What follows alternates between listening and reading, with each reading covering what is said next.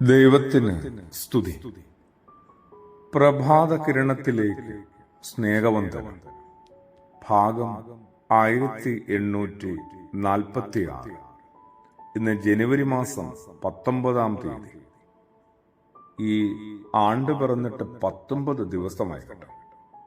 ഇപ്പം നമ്മൾ എവിടെയാണ്? ഓരോരുത്തരും അങ്ങനെയൊന്ന് സ്വയം ചോദിക്കണം. വീണ്ടും ഒരു ഞായർ ദിനം കൂടി കിട്ടിയിരിക്കുകയാണ്. തീർച്ചയായും എന്നെയും നമ്മൾ ഓരോരുത്തരെയും ക്രിസ്തുയേശു വിളിച്ച് വേർതിരിച്ചതാണ്. പ്രാരംഭ സമയത്ത് അവൻ തന്റെ പന്തിരുവരെ കണ്ടെത്തിയതിനെ കുറിച്ച് സുവിശേഷങ്ങളുടെ ആരംഭ ഭാഗങ്ങളിലൊക്കെ ഒന്ന് കണ്ടെത്തി വായിക്കേണ്ടതാണ്. വലിയ പ്രതീക്ഷകളിലൂടെ വലിയ വാഗ്ദാനങ്ങൾ നൽകി വലിയ സ്വപ്നങ്ങളിലേക്കാണ് അവരെ കൂട്ടിച്ചേർക്കുന്നത്. നിങ്ങളിപ്പോൾ മീൻ പിടിക്കുന്നവരാണ്, ഞാൻ നിങ്ങളെ മനുഷ്യരെ പിടിക്കുന്നവരാക്കാം എന്നൊക്കെയാണ് വാഗ്ദാനം. വളരെ ഉന്നതമായ ചില കാര്യങ്ങളിലേക്കാണ് അവരെ ക്ഷണിക്കുന്നത്. അങ്ങനെ ഞാൻ നിങ്ങളുമൊക്കെ ക്രിസ്തു വിളിച്ച് വേർതിരിച്ച അവന്റെ ശിഷ്യരാണ്. എന്നിട്ട് എങ്ങനെയാണ് നമ്മൾ നമ്മുടെ ജീവിതം ഇപ്പോഴും കൈകാര്യം ചെയ്തുകൊണ്ടിരിക്കുന്നത്? ഇതിങ്ങനെ നമുക്ക് അവകാശപ്പെട്ടതാണെന്നൊരു തോന്നലിലാണ്. അതങ്ങ് നമ്മൾ ആഗ്രഹിക്കുന്നത് പോലെ അങ്ങേ അവസാനം വരെയും ആഗ്രഹിക്കുന്നിടം വരെയും എത്തുമെന്നൊരു മണ്ടൻ വിചാരത്തിന്റെ അകത്താണ് നമ്മൾ അകപ്പെട്ടിരിക്കുന്നത്.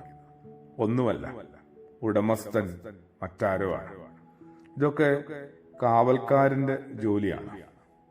അവനവന്റെ ജോലി എന്തുമാത്രം വിശ്വസ്തയോടുകൂടി നിർവഹിക്കുന്നുണ്ട്.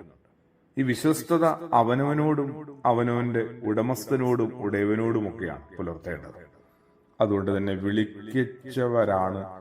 വിളിക്കപ്പെട്ടവരാണെന്ന് തിരിച്ചറിയുക. ആ വിളിക്ക് അനുയോജ്യമായ വിധത്തിൽ ജീവിക്കുക. കുറച്ച് പാടുപെട്ട കാര്യമാണ്. എങ്ങനെ ജീവിക്കണമെന്ന് നല്ല മാതൃക ക്രിസ്തുയേശു തന്നെ ബോധ്യപ്പെടുത്തി തന്നിട്ടുണ്ട്. സുവിശേഷത്തിന്റെ താളുകളിൽ പാടാണ്, തുടങ്ങാൻ പോലും പാടാണ്. ചെയ്യാവുന്നൊരു കാര്യം നിരന്തരം വായിച്ചു പോകാൻ പറ്റുമെന്നുള്ളതാണ്. എങ്ങനെയെങ്കിലുമൊക്കെ അവന്റെ ശിഷ്യന്മാരായി ഒരു രൂപാന്തരീകരണം എന്റെ ജീവിതത്തിലും സാധ്യമാണോ എന്നുള്ള ഒരു പ്രാർത്ഥനയോടും ആഗ്രഹത്തോടും കൂടി സുവിശേഷം വായിച്ചു പോകുക. അതൊരു തുടക്കമാണ്. ആ തുടക്കത്തിലേക്കെങ്കിലും നമ്മൾ എത്തിയില്ലെങ്കിൽ നമ്മുടെ ജീവിതത്തെക്കുറിച്ച് നമുക്ക് തന്നെ വല്ലാത്ത അവമതിപ്പുണ്ടാവും. ഒരു മതിപ്പും തോന്നാന് ഇടയില്ല. തിരിച്ചറിയണം, ഞാൻ നിങ്ങളുമൊക്കെ ക്രിസ്തു യേശുവിനാൽ വിളിക്കപ്പെട്ടവരാണ്. അതുകൊണ്ട് തന്നെ അവന്റെ ശിഷ്യന്മാരായി മാറാനായിട്ട് ആഗ്രഹമെങ്കിലും ഏറ്റവും മിനിമം ഉള്ളിൽ സൂക്ഷിക്കണ്ടേ. ആമേൻ.